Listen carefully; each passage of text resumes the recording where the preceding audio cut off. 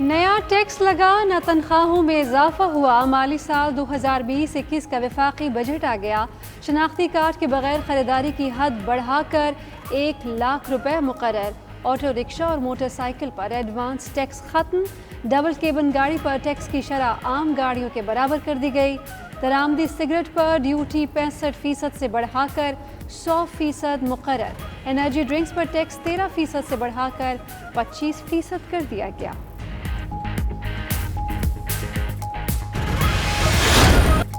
بڑے ریٹیلر پر sales tax 14 سے کم کر کے 12% مقرر۔ مقامی ساختہ موبائل فون پر سیلز ٹیکس میں کمی۔ شادی ہال اور تعلیمی اداروں میں ٹیکس گزار کے بچوں کی فیس پر ود ہولڈنگ ٹیکس ختم۔ نان ٹیکس پیئر تعلیمی ادارے کی 2 لاکھ سے زائد فیس پر 100% سے زائد ٹیکس عائد۔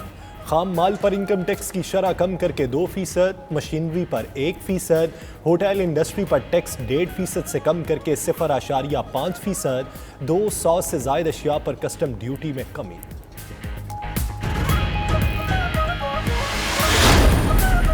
کل وفاقی اخراجات کا تخمینہ 7,137 ارب روپے لگایا گیا ہے۔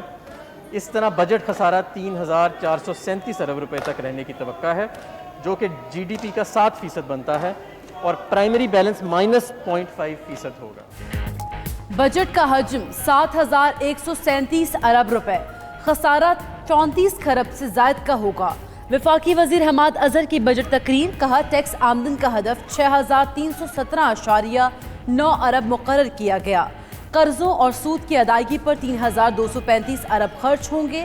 این ایف سی ایوارڈ کے تحت چاروں صوبوں کو 2,874 ارب روپے ملیں گے۔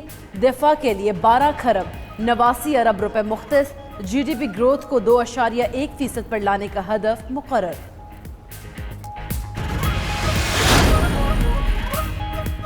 غیر ملکی سرمایہ کاروں کو روپیہ اکاؤنٹ میں موجود رقم غیر ملکی کرنسی میں بیرون ملک بھیجنے کی اجازت۔ ٹیکس گزاروں کے لیے سینٹرل لارڈز انکم ٹیکس ریفنڈ کا قانون جاری۔ حج آپریٹرز کے لیے غیر ملکی کو خدمات فراہم کرنے پر ود ہولڈنگ ٹیکس سے استثناء۔ غیر منقولہ جائیداد کی نیلامی پر ایڈوانس ٹیکس قسطوں میں ادا کرنے کی اجازت۔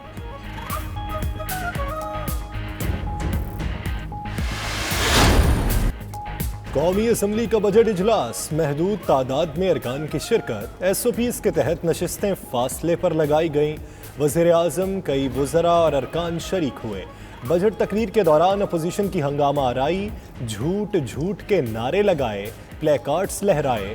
کورونا، چینی، آٹا، مہنگائی، 1 کروڑ نوکریاں، 50 لاکھ گھروں کے معاملے اٹھائے۔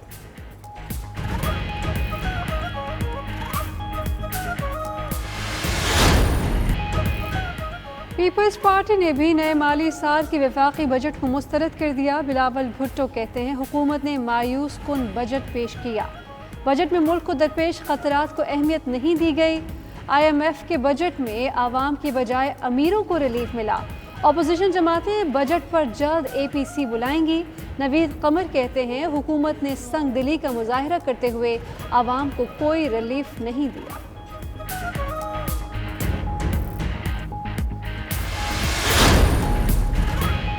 کاروباری طبقہ بھی نئے مالی سال کے بجٹ سے غیر مطمئن۔ صدر لاہور چیمبر نے کہا شرح سود کو کم کرنا چاہیے تھا۔ صدر فیصل آباد چیمبر نے کہا ٹیکسٹائل سیکٹر کو ریلیف نہیں ملا، 950 ارب کے اضافی ٹیکس لگ گئے۔ صدر سرحد چیمبر نے کہا بجٹ میں غریبوں کے لیے کچھ نہیں ہے۔ صدر ایف پی سی سی آئی نے کہا ریلیف نظر نہیں آ رہا، تفصیلات جان کر رد عمل دیں گے۔ آل پاکستان انجمن تاجران، مرکزی تنظیم تاجران اور کراچی کی تاجر برادری نے بھی بجٹ مسترد کر دیا۔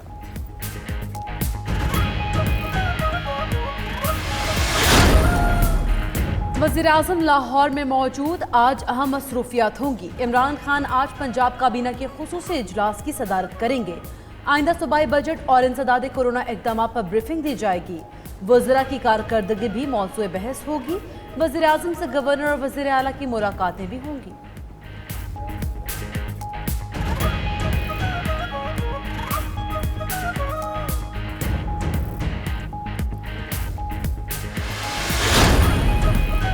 وزیر اعلیٰ پنجاب عثمان بزدار کی زیر صدارت اجلاس۔ کورونا کے باعث لاہور میں پابندیاں مزید سخت کرنے کے لیے وفاق کو سفارشات بھیجنے کا فیصلہ، لاہور کو پیر سے 2 ہفتے کے لیے مکمل بند کرنے کی تجویز، صرف میڈیکل سٹورز اور اشیاء خوردونوش کی دکانیں مخصوص اوقات میں کھلیں گی، شہر کے 21 مقامات پر سمارٹ لاک ڈاؤن بھی زیر غور۔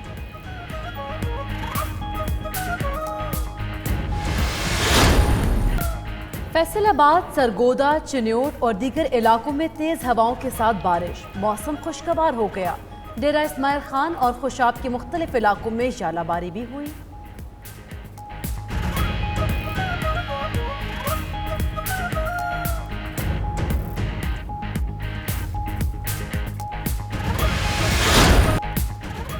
دورہ انگلینڈ کے لیے پاکستان کے 29 رکنی اسکواڈ کا اعلان، Azhar Ali test team, Babar Azam T20 squad کی قیادت کریں گے، سرفراز احمد کی واپسی، نوجوان بلے باز حیدر علی بھی اسکواڈ کا حصہ، فخر زمان، امام الحق، عابد علی، شان مسعود، نسیم شاہ، شاہین آفریدی ٹیم میں شامل۔ پاکستان اور انگلینڈ کے درمیان ٹیسٹ سیریز کا آغاز 5 اگست سے ہوگا۔ Mr. Muhammad Azhar, Minister for Industries and Production, to present the federal budget for the year 2021.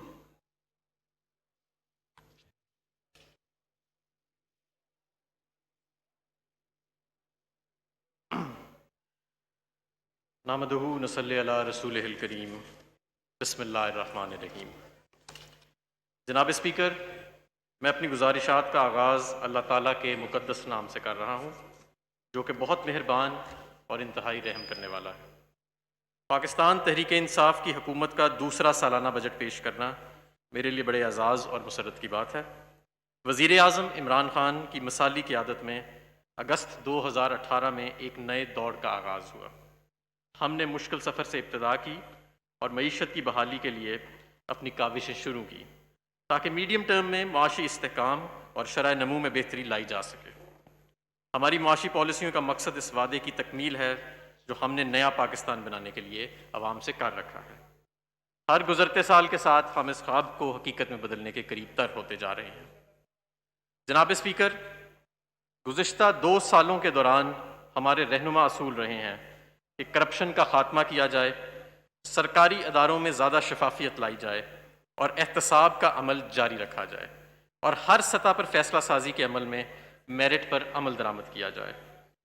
ہمارا بنیادی مقصد معیشت کی بحالی اور اسلامی جمہوریہ پاکستان کو مستحکم و مضبوط معیشت کے راستے پر گامزن کرنا ہے تاکہ ان منازل و مقاصد کو حاصل کیا جا سکے جن کا خواب ہمارے وطن عزیز کے بانیوں نے دیکھا تھا۔ ہمیں اپنے عوام کی صلاحیتوں پر پورا اعتماد ہے اور مطلوبہ اہداف کے حصول کے لیے ہمیں ان کے تعاون کی اشد ضرورت ہے۔ تحریک انصاف سماجی انصاف کی فراہمی، معاشرے کے کمزور اور پسماندہ طبقات کے حالات بہتر کرنے کے اصول پر کاربند ہے اور مفلسی اور غربت میں پسے ہوئے ہم وطنوں کے لیے کام کرنے کا عزم رکھتی ہے۔ یہی ہمارا ویژن اور رہنما اصول ہے۔ گزشتہ حکومت سے ہمیں ورثے میں کیا ملا جناب اسپیکر؟ اگلے مالی سال کے بجٹ پیش کرنے سے قبل میں اس معزز زبان کو آگاہ کرنا چاہوں گا کہ جب 2018 میں ہماری حکومت آئی تو ہمیں ایک معاشی بحران ورثے میں ملا۔